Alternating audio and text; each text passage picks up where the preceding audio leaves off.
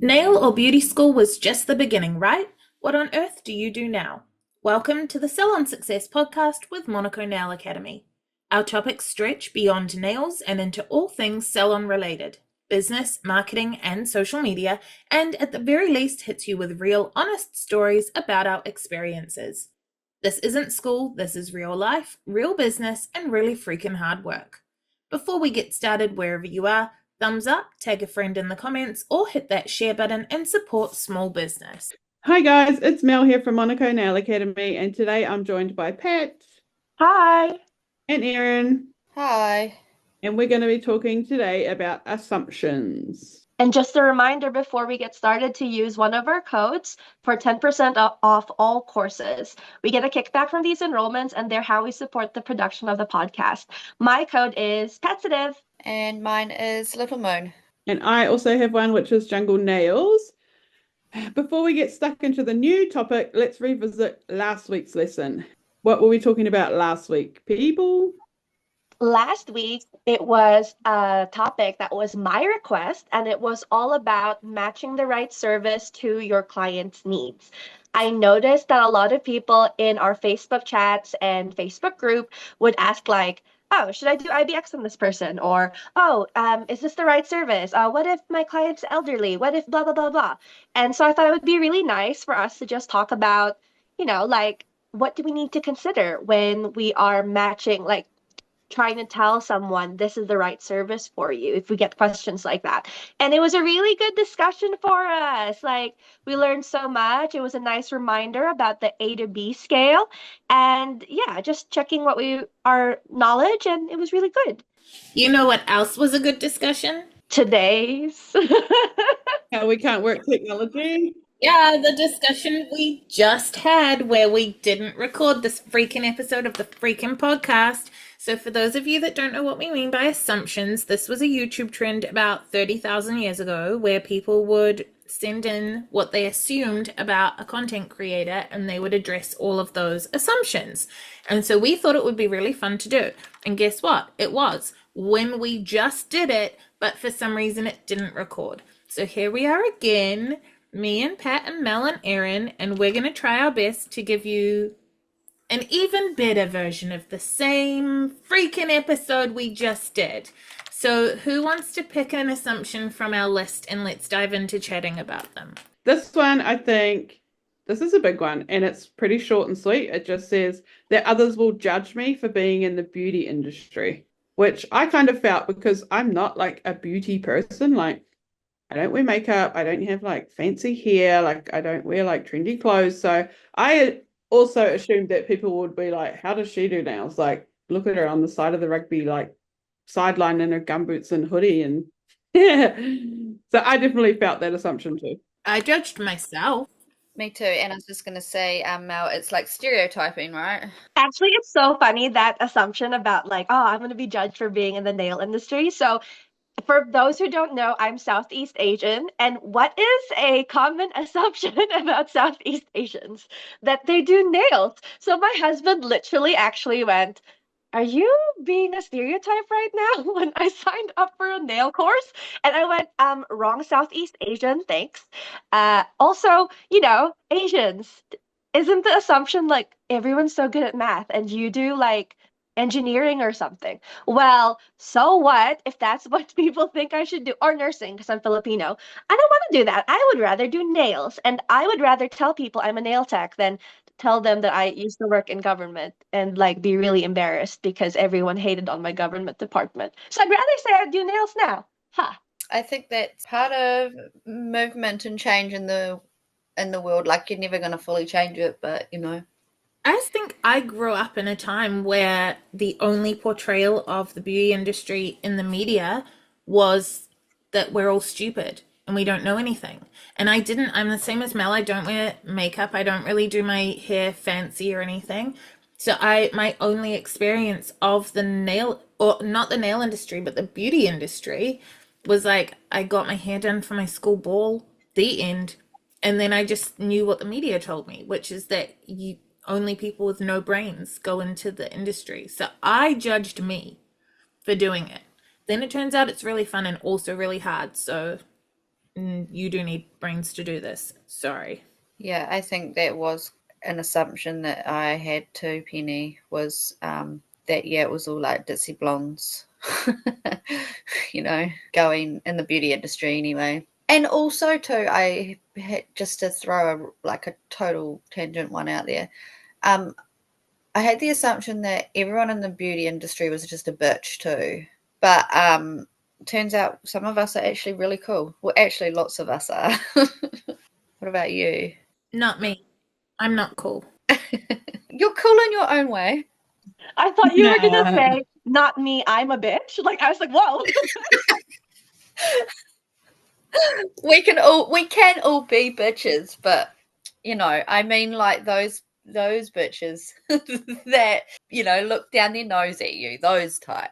I mean, you do come across some of them, like, let's not deny it, but, for the most part, everyone we've met, at least in the Monaco community, everyone's super nice. I'm sure there are some bad eggs, but, like, hey, that's how it is, isn't it? I think it comes down to personality clashes too. And I think also sometimes you can even take things wrong. Like you might assume that someone, once again, an assumption, that the mother of all F-ups, like you can assume that someone's been snobby, but actually they're just terrified and don't like talking to people.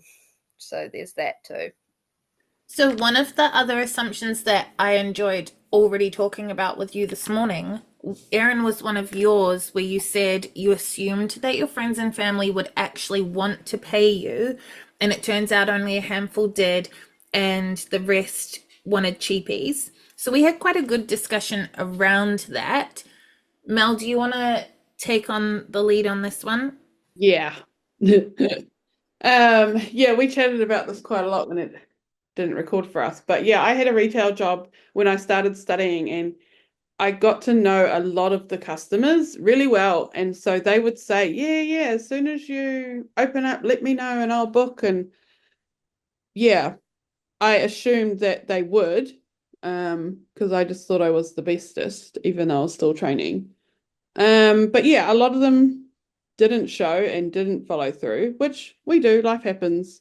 And in regard to family and friends, yeah, of course there was the solid few that have followed me the whole way through and were there whenever I asked and would let me practice my acrylics on them and leave with atrocious looking nails. And they were the solid friends. Of course they exist, you just need to find them. But yeah, a lot of your other friends will expect discounts or free, or yeah, like my best friend used to go elsewhere for nails, and yeah, I was devastated at the start, like, but I do nails. Why do you not come to me? But then as time went on and she stayed with her other nail tech, and then I would see her and her nails were broken and chipped and janky, it became a thing of like, oh, well, it's not my problem. Like, go back to your trusty nail tech then. So it's not always a bad thing. Sounds like she was your avatar. Yeah, exactly. So yeah, she was my best friend and supported my life in every other way apart from that. And yeah, it turned out great because I would say to her, I don't want you walking around with my nails when you let them get like that. Some people will want to take you for a ride, and you'll have family and friends coming out of the woodwork expecting cheap things or free things. So yeah, be prepared for that, I guess. This conversation was a lot saltier when we first recorded, and then Penny had to like talk us down and talk about like client avatars and algorithms and Well, what I was going to say though is that I took it backwards because I grew up in a environment where my dad was a builder but a bit of a jack of all trades, and I was really used to seeing him do like half a Saturday for a box of beer or for mates rates and stuff like that. So I assumed that was what I was supposed to do, and I had benefited from mates rates from people like, I don't even know what, but I just like friends that had their own businesses and stuff would give me mates rates on some bits and pieces. So I thought that's what I was supposed to do. And then it just started frustrating me because now I was busy and I couldn't fit people in, but I'd have like all these people getting 25% discounts or whatever, and it just started pissing me off. So then I started working with a business mentor, and she was working through my pricing stuff with me. And so I just emailed all of the friends that were still getting discounts and said, "Oh, I'm working with a mentor and she's helping me with my pricing.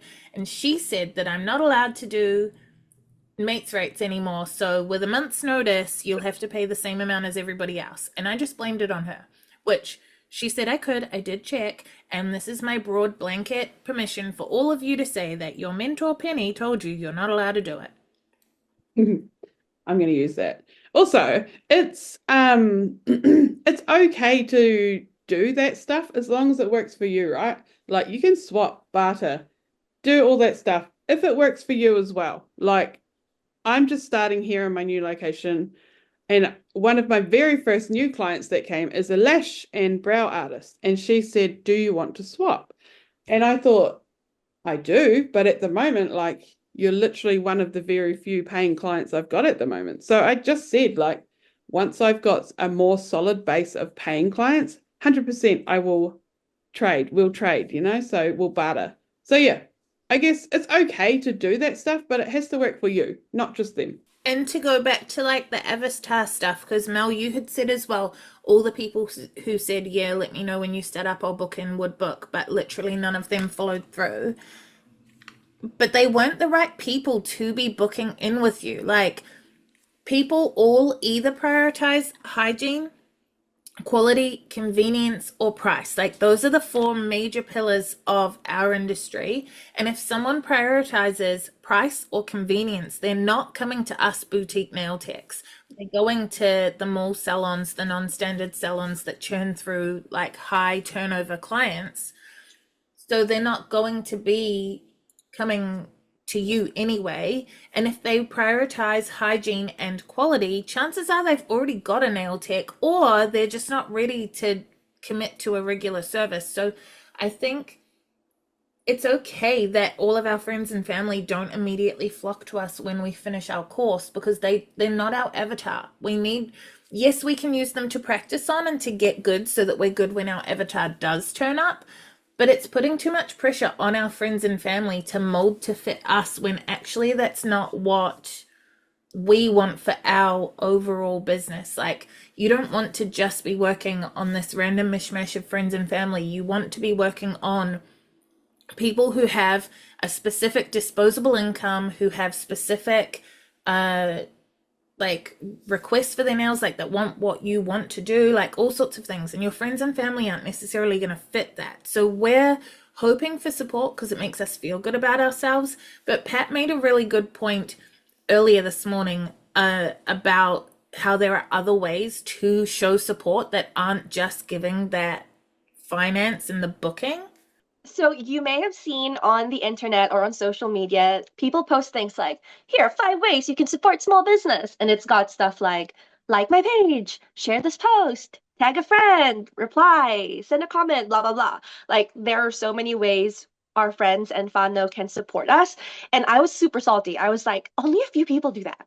It was super annoying that not everyone would support by liking or booking or whatever. There are a few people who would. And when I would post like on my stories, like, here are some ways you can support, then you see some of your friends starting to like a post or leave a comment. And that's super cute.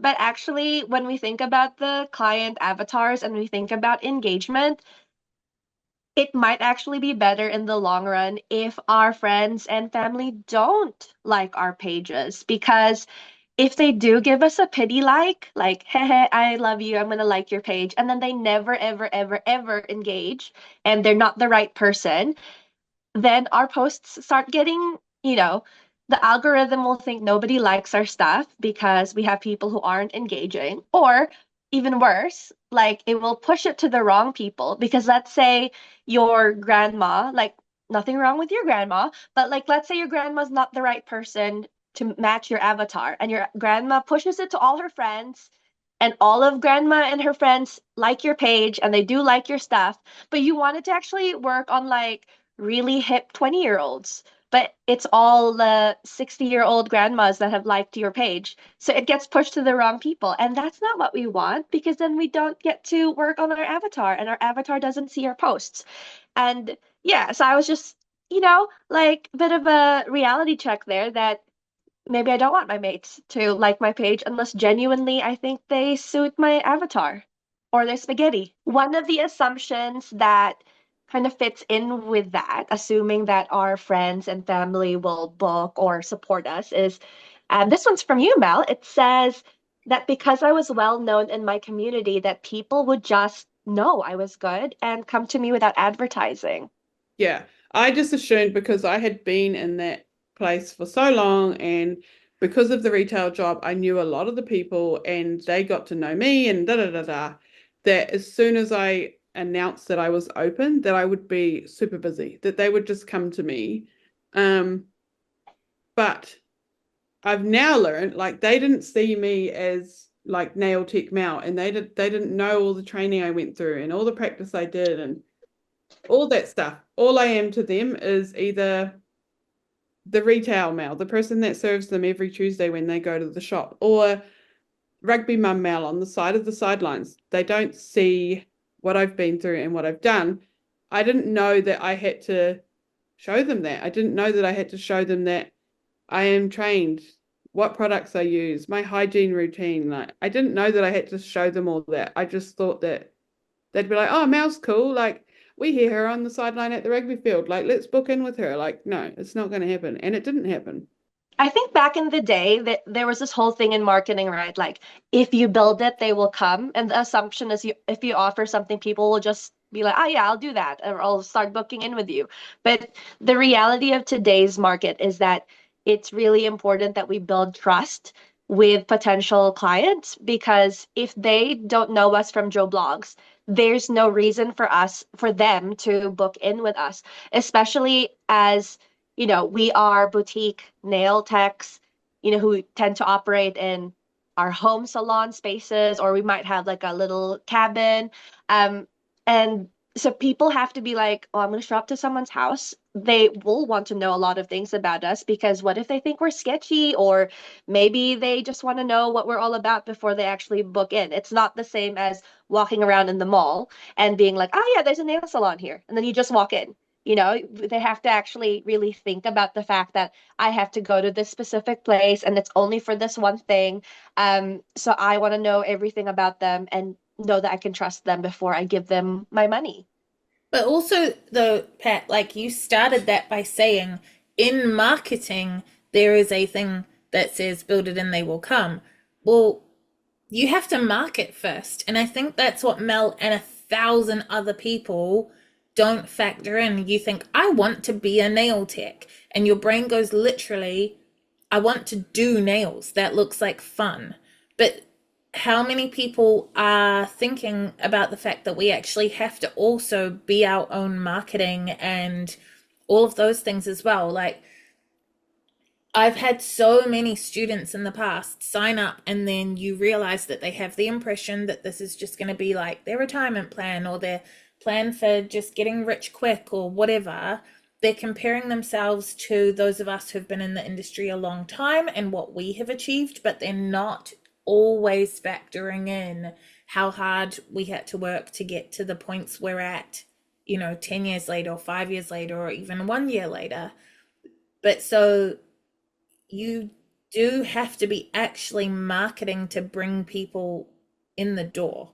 And that just made me think about, like, when I was training, I thought, oh, I can probably just drop a flyer in like all the letterboxes in my neighborhood and Bob's your uncle kind of thing. But it just wasn't that way at all. Like, there's so much more to marketing than that, because that's not going to work.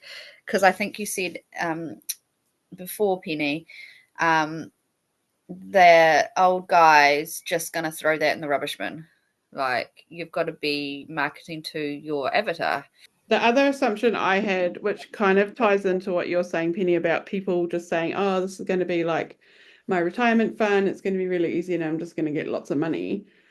I assumed, like, because I wanted to do nails to then leave my retail job to get this flexibility that we all crave, I literally said to myself, oh, as long as I can make what I'm making there, then it's fine. But I didn't factor in all the things that are covered for you as an employee. So, you know, insurances, taxes, the products you now have to buy. And yeah, I guess it comes back to just assuming that it was going to be easy. I didn't understand how like in depth and how different it was going to be than just opening my door and there's people waiting there for me to just paint their nails and then they're going to pay me and off they go. Like, yeah, that was a big assumption that I made.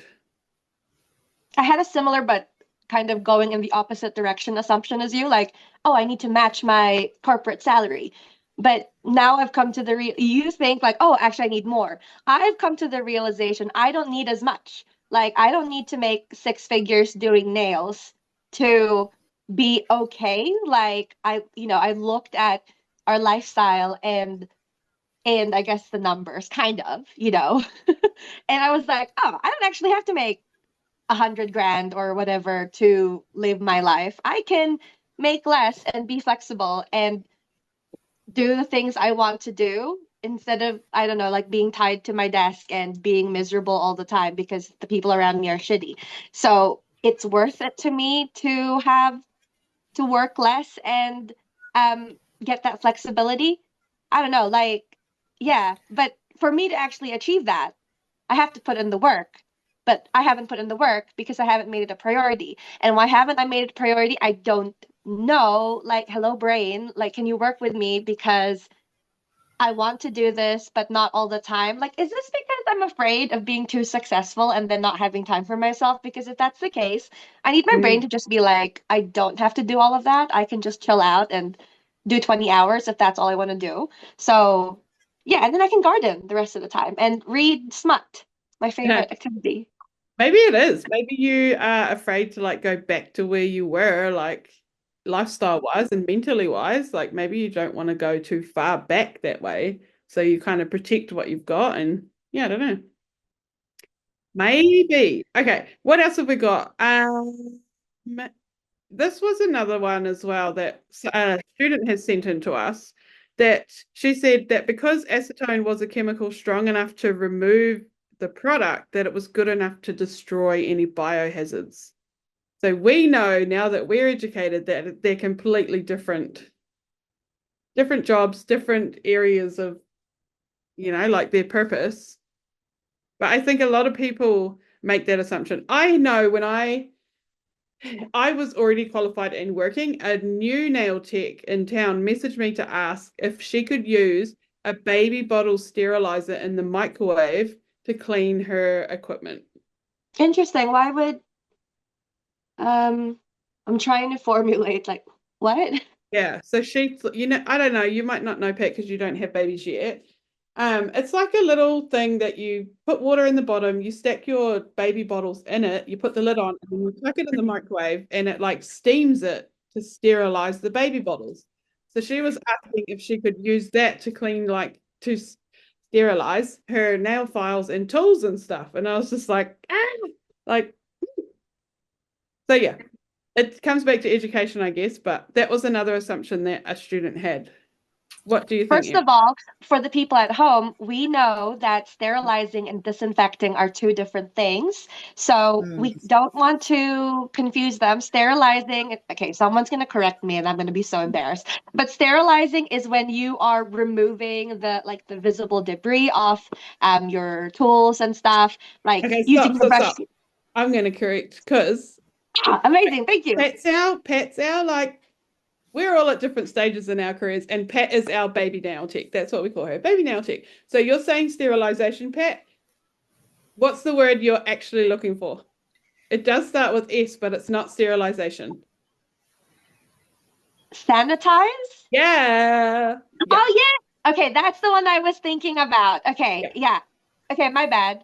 So go again. Tell us. But it's the thing I was saying, right? So sanitizing is when you're removing the debris off your tools and equipment. And then disinfecting is the thing that we want to do, which is killing all the organisms and stuff, like microorganisms, not actual big organisms on your tools. That would be weird. Yeah. So yeah, we all know, like Pat just nailed it on the head there with that explanation. So yeah, the student had assumed that because acetone was strong enough of a chemical to remove the product, that it would just do that job for her. But no, she has learned now through her learning that they're different and they have different jobs. So that was a cool assumption.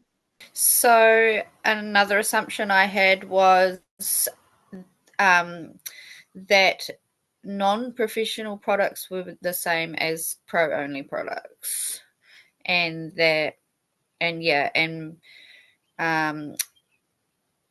basically it all comes down to you get what you pay for, because the pro-only products have been, like, for example, the lamps, they've been all lab tested to make sure the gels are cured properly, and then you, rather than paying like $30 for a cheap lamp off, I don't know, Temu or something.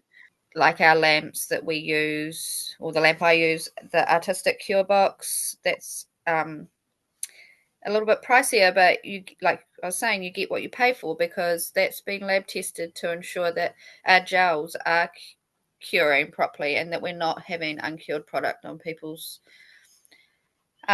fingernails and touching skin, etc., and causing allergies, or leading to causing allergies. One of the things we learned in theory of nails is that, when we're working with gel polish, for example, gel polish will feel like it's hard at 55%, but it's not fully cured until it's at 95% cured, allowing for like 5% because of the inhibition layer. But to just us touching the nail at 55%, we're going to be like, oh yeah, that's done. So unless we've actually followed the specific instructions from a manufacturer, reputable manufacturer, and we're matching the gel polish with the lamp, we cannot guarantee that it has cured to 95%, because to our eye and to our fingers tapping, I'm like, I don't know if you can hear me tapping my nail, we might think that it's already cured. But if we're mixing and matching products, or if we're going with something like a product that's from a brand where they may have not been as stringent about their testing, then we can't guarantee that we have reached that 95%. There's also the fact that if you are purchasing from I guess, like consumer grade or open to all product, there's no guarantee that you are going to receive enough instructions and support to safely do the nail service. Like, for example, with me before, I remember buying like a cheapy, like anyone can buy this gel polish brand like ages ago, because I was like, I'm gonna save money and I'm gonna do my own nails, and I'll do one of my friend's nails as well. And at the time, I thought, like the instructions were quite vague. I thought I was doing the right thing. Turns out I was doing my layers too thick. I wasn't curing it the right way. And it turns out I was under curing because gel polish would peel off in the middle of the night, or yeah, like it just wasn't right, and I could have easily caused an allergy to myself or someone else, but luckily I didn't. But it was just pure luck. Meanwhile, you're hearing about people buying like $30 gel lamps for their 3-year-olds. Like literally someone, like people are saying, oh yeah, I bought it for my 3-year-old. Your 3-year-old, you don't even know what's in there. You don't know if they've tested it. You haven't, like, I'm going on a rant, but it's like, you haven't looked at their safety sheets to know if this is the right thing. And your 3-year-old, they could easily get an allergy, and that's going to affect them for the rest of their lives. And obviously, we're like preaching to the choir here, because it's like most likely it's nail techs or other beauty professionals. But it's like, you don't know. Like, don't mess around with this. Yeah. Not to mention their nail plates are so thin, like so young, like that. Yeah, they could end up with deformed nails, like they'll grow funny because of the damage. Yeah. I mean, what we've started talking about is like a whole episode on its own. Which, it's right, it's correct. We know because we're educated. Some people just aren't educated. But anyway, we could spend forever talking about that. Let's finish off with another assumption that I had myself, which I think all of us can relate to, was that I thought that I would just fly through the course, be an expert as soon as I was finished. And then I didn't think I needed to give myself practice, and I didn't think I needed to dedicate time to practicing, learning, upskilling, studying, all this stuff. I didn't think I would need to do that. And even now, I really struggle to dedicate the time to study. Like Penny just told us off this morning in one of the groups because a lot of us haven't done what we should have done to prepare for this course. And I think Erin and Pat and none of us have done it because we haven't made it a priority. And Penny gave us all a good telling off, which we all needed. Yeah, and it's not like Penny said, if she came to my door right now with 3 people that wanted their nails done and they were going to pay me, I would 100% make time for them and fit it in. So why do I not make time to fit the study in? Like I'm telling myself off now, like, why? Yeah. Agree. And yeah, I think Penny actually described it so well too, Mel. Because we 100% would, because the money, it's kind of like that instant gratification thing, right? We're doing this course because future us wants to have more clients, consistently booked, better marketing techniques, etc., to have a more sustainable business. But if you lined up if she lined up 3 people in front of us, we'd be like, yes, I'll get paid for this straight away.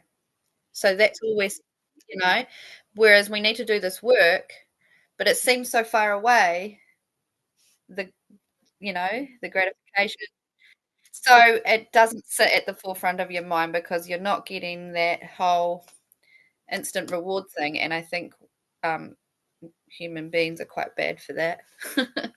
Yeah, it's so much easier to just do the things that affect you right now. It's like we know that marketing is important. We know that putting in the practice and studying is important so that we become better nail techs and so that we get clients coming in. But it's easier to be like, but right now I really just want to sit in front of the TV and just chill. Or maybe we're thinking, like, if you've got kids, maybe like your priority right now is literally, I'm just going to chase after my kids. But it's like, if this is something that's important to us and this is our goal, how do we actually get to the point where we are creating the right environment so that we can work on our priorities? Because if we say it's a priority, then we need to put in the work to work on that priority. Mm-hmm. I'm actually super grateful for this magnet course because, like, I had all good intentions in the start and I joined Salon Success as soon as I could, straight away. I was like, yes, this will be fantastic. And then obviously I never put enough time and effort into it, or did it as thoroughly as I should have. So this is going to be really good because I really want to try and make myself do this properly this time, and learn all the little things that I didn't learn or absorb in my brain last time as well. Yeah. So Erin's talking about the client magnet course, which you can find on our website, monaco.ac.nz. It's free. It's a 5-day little launch paddy thing. And then you can carry on to the course, which I'm also doing. And yeah, I needed that little kick up the bum. So I will definitely be making time this week to do some study. Let's wrap up this episode and let's all of us say one assumption that we had and how we kind of learned from that, or what we learned from it. My assumption at the start was that I needed all the goodies, that I needed all the colors, all the gems, all the foils, all the stickers. I spent so much money. But actually, you don't need all of that. You just need a few really good colors that a lot of people tend to pick the same ones. And actually, you can color mix. And not everyone needs foils and stickers and gems. So don't get too crazy on the spending. Keep it cheap. Oh, sorry, keep it on a budget. And what we were talking about earlier, the assumption on pro products being the same as non-pro products. Yeah, so it's really important to get that knowledge and education so that you can realize that that you need it, that you need to know how the chemistry of the products work and things like that in order to provide quality service.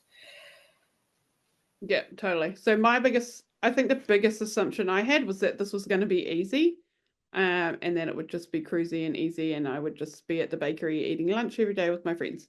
I very quickly learned that I need to put the work in, and I'm still telling myself that to this day, that if I want to succeed, I need to prioritize the time and put the work in to get what I want to achieve. And with that done and dusted, before you disappear, like our page or follow the podcast so that you don't miss the next episode. We'll be back next week. What are we talking about next week, Pat? Next week, we are having a Halloween episode, and we're going to talk about horror stories, except we want to make sure it's related. So it's going to be like nail tech horror stories. Ooh. Ooh, bam, bam, bam, horror stories. Okay, perfect. But until then, check us out on Facebook, Instagram, and YouTube by searching Monaco Nail Academy, or follow our salons. Mine is Jungle Nails NZ. Mine is Pats of Beauty. And mine is Little Moon Nails. Awesome. So have a great week, everybody, and we will see you next time. Malatewa.